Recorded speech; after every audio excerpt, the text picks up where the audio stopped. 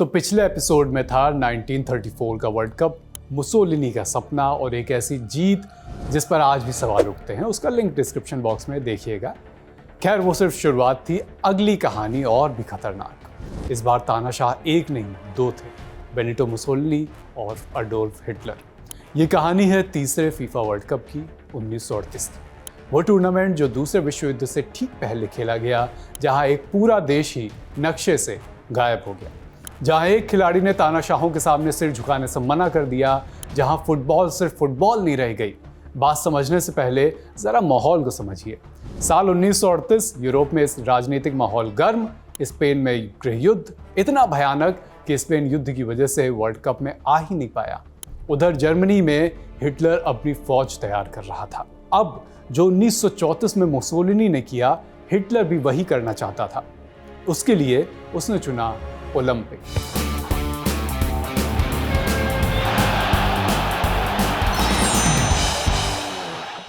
1936 का Olympic Germany की राजधानी बर्लिन में खेला जाना था। मेजबानी जर्मनी को 1931 में मिली थी। तब वहां लोकतांत्रिक सरकारें थी, लेकिन खेल शुरू होने तक तस्वीर बदल चुकी थी। देश पर अब हिटलर और उसकी नाजी पार्टी का राज था। हिटलर ने इन खेलों को सिर्फ खेल नहीं रहने दिया, उसने इन्हें अपने प्रचार का सबसे बड़ा मंच बनाया। खैर, ये कहानी कभी और। 1938 के फीफा वर्ल्ड कप की अभी कहानी सुनाते हैं। दुनिया देख चुकी थी कि कैसे एक तानाशाह ने 1934 वर्ल्ड कप की खिल्ली उड़ाई।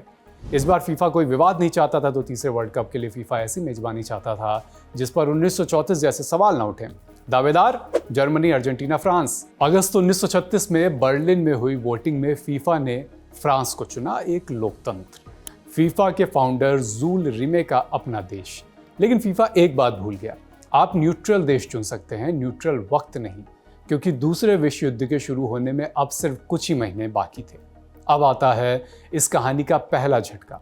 एक टीम वर्ल्ड कप के लिए क्वालिफाई कर चुकी थी और कोई आम टीम नहीं, ऑस्ट्रिया, जिसे दुनिया वंडर टीम कहती थी। इतनी खूबसूरत पासिंग, इतना टैलेंट कि फैंस उन्हें खेलते देखने को तरसते थे। लेकिन फिर मार्च 1938 में कुछ हुआ। हिटलर की फौज ऑस्ट्रिया में घुस गई और रात भर में ऑस्ट्रिया की आज़ादी खत्म कर दी गई। जर्मनी को में उसे मिला दिया गया।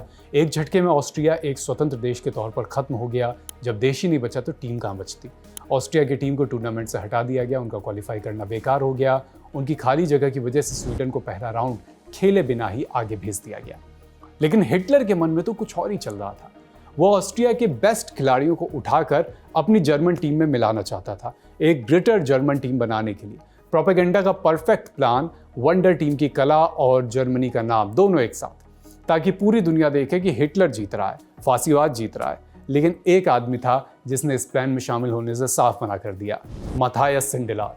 लोग उसे फुटबॉल का पेपरमैन कहते थे। वजह थी उसका दुबला पतला शरीर, लेकिन खेल ऐसा कि मानो हवा में कागज जैसे उड़ रहा हो। वो ऑस्ट्रिया का सबसे बड़ा सितारा था और वंडर टीम का कैप्टन, लेकिन वो नाजियों से बड़ी नफरत करता था। फिर आई 3 अप्रैल 1938 की तारीख। वियना के प्रेटर स्टेडियम में नाजियों ने एक फ्रेंडली मैच रखा, जर्मनी वर्सेस ऑस्ट्रेलिया। यह ऑस्ट्रेलिया का जर्मनी में विलय का जश्न था। ऑस्ट्रेलिया के खिलाड़ियों को सख्त आदेश थे कि जीतना नहीं है, ड्रॉ पर खत्म करना है मैच। यहाँ बजा बगावत का बिगुल। सिंडलार की जिद पर ऑस्ट्रिया अपनी पारंपरिक जर्सी की जगह लाल सफेद लाल जर्सी में उतरा, यानी ऑस्ट्रिया के अपने राष्ट्रीय झंडे के रंग। काफ़ी देर तक सिंडलार ने स्क्रिप्ट फॉलो की, आसान से आसान गोल करने के मौके मिस करता रहा और फिर आखिरी 20 मिनट में माथियास सिंडलार का सब्र टूट गया। उसने गेंद सीधा गोल में मारी, 1-0 ऑस्ट्रिया। थोड़ी देर बाद उसके साथी कार्ल सेस्टा ने दूसरा गोल दागा, स्कोर 2-0। फिर सिंडलार ने वो किया जो किसी ने नहीं सोचा था। कहा जाता है कि उसने नाजी अफसरों के वीआईपी बॉक्स के ठीक सामने खुलकर जश्न मनाया। ये सीधी बगावत थी। इसके बाद जर्मन कोच सेप हरबर्गर ने सिंडलार से कहा, वर्ल्ड कप में जर्मनी के लिए खेलो। सिंडलार ने बार बार मना कर दिया, बहाना बनाया कि वो 35 का हो चुका है, बूढ़ा है, चोटिल है। लेकिन असल बात कुछ और थी। वो नाजी जर्मनी की जर्सी पहनना ही नहीं चाहता था। उसने खेल छोड़ दिया, वियना में एक होटल खोल लिया। लेकिन फिर एक दिन वो हुआ जिसने पूरे ऑस्ट्रिया को हिला कर रख दिया। 23 जनवरी 1939 को माथियास सिंडलार और उनकी पार्टनर वियना के एक अपार्टमेंट में मरे हुए पाए गए। आधिकारिक वजह बताई गई, खराब हीटर से निकली कार्बन मोनोऑक्साइड। मौत को हादसा करार दिया गया, लेकिन बहुत सारे लोगों को इस पर यकीन नहीं होता। कोई इसे हत्या मानता है तो कोई कुछ और। सच क्या है किसी को नहीं पता। तो वापस लौटते हैं हिटलर के उस ग्रेटर जर्मनी वाले प्लान पर। वो प्लान बुरी तरह फेल हुआ। जर्मन कोच सेप हरबर्गर, जो खुद 1933 से नाजी पार्टी का मेंबर था, उसको अपनी टीम में 5 ऑस्ट्रियाई खिलाड़ी शामिल करने पड़े।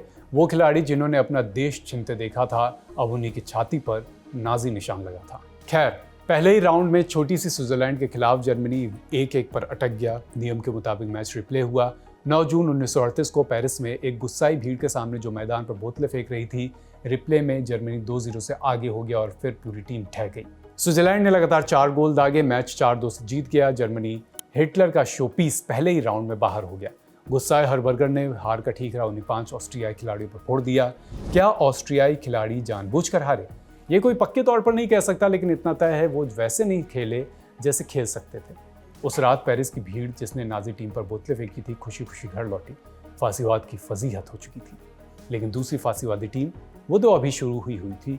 जहां जर्मनी बिखर रहा था, वहीं इटली आगे बढ़ रहा था। मुसोलिनी की टीम, डिफेंडिंग चैंपियन, पूरे फांसीवादी सिस्टम का बोझ अपने कंधों पर लेकर फ्रांस पहुंची, जहां उस वक्त फांसीवाद विरोधी माहौल था, जहां हजारों फांसीवाद विरोधी शरणार्थी बसे थे। इटली के लिए इससे बुरी जगह और कोई नहीं हो सकती थी। जब इटली की ट्रेन देर रात मार्सिले स्टेशन पहुंची तो वहाँ 3 से 4 हज़ार लोग पहले से मौजूद थे, स्वागत के लिए नहीं, गालियां देने के लिए। लेकिन मुसोलिनी का इटली धीरे धीरे फाइनल तक पहुंचा। तारीख 19 जून 1938, जगह फ्रांस की राजधानी पेरिस। यहाँ खेला गया फाइनल, इटली बनाम हंगरी। यूरोप की 2 दिग्गज टीमें, लेकिन स्टेडियम में बैठा हर इंसान जानता था ये फुटबॉल से बड़ी बात है। फ्रांस की भीड़ अपनी टीम की हार के बाद अब हंगरी के साथ खड़ी थी ताकि फांसीवादियों को उनका ताज न मिल सके। लेकिन ये काम नहीं आया। इटली बस बहुत अच्छी टीम थी। इटली 6 मिनट में आगे हो गया। हंगरी ने तुरंत बराबरी की, लेकिन फिर इटली को बढ़त मिल गई। हाफ टाइम तक इटली 3-1 से आगे था। Full time score Italy 4 Hungary 2। Italy इतिहास में लगातार 2 वर्ल्ड कप जीतने वाला पहला देश बना। इस फाइनल से जुड़ा एक और किस्सा आपको सुनाते हैं। एक मशहूर किस्सा है, हारे हुए हंगरी के गोलकीपर के बाद में एक भद्दा मजाक किया। उसने कहा कि 4 गोल खाकर उसने इटली के 11 खिलाड़ियों की जान बचा ली, जो हारने के बाद जिंदा अपने देश नहीं लौट पाते। 1938 का वर्ल्ड कप सिर्फ एक टूर्नामेंट नहीं था, ये उस ऑस्ट्रिया की कहानी थी जिसे दुनिया के नक्शे से मिटा दिया गया। ये मथायस सिंडलार की कहानी थी जिसने तानाशाह के सामने झुकने से इनकार कर दिया। ये हिटलर के उस सो कॉल्ड सुपर टीम की कहानी थी जो अपने ही प्रोपेगेंडा के बोझ तले ढह गई। और ये मुसोलिनी की उस टीम की कहानी थी जिसने लगातार दूसरा वर्ल्ड कप जीतकर इतिहास तो बना दिया, लेकिन उस जीत पर हमेशा राजनीति की परछाई बनी रही। टूर्नामेंट खत्म हुआ, ट्रॉफी उठ गई, लेकिन कुछ ही महीनों बाद यूरोप सचमुच के मैदान जंग में बदल गया। दूसरा विश्व युद्ध शुरू हुआ, लाखों लोग मारे गए। जिन तानाशाहों ने खेल को अपनी ताकत दिखाने का मंच बनाया था, वही इतिहास के मलबे में दब गए। लेकिन फुटबॉल बचा रहा। खेल की खूबसूरती ही यही है। सत्ता उसे अपने हिसाब से मोड़ने की कोशिश करती है, उस पर झंडे टांगती है, सलाम करवाती है, प्रोपेगेंडा चलाती है, लेकिन आखिर में फैसला खिलाड़ियों से ही होता है, तानाशाहों के भाषणों से नहीं। 1938 के फीफा वर्ल्ड कप की कहानी आपको कैसी लगी, हमें कमेंट बॉक्स में ज़रूर बताइए। फिर मिलेंगे आपके साथ फीफा की एक और नई कहानी लेकर। फीफा की ये सीरीज़ लिख रहे हैं हमारे साथी अभिलाष त्रिपाठी। ये एपिसोड भी उन्होंने ही लिखा। आप अपनी राय दीजिए। अगले एपिसोड में आपसे फिर मिलेंगे। शुक्रिया।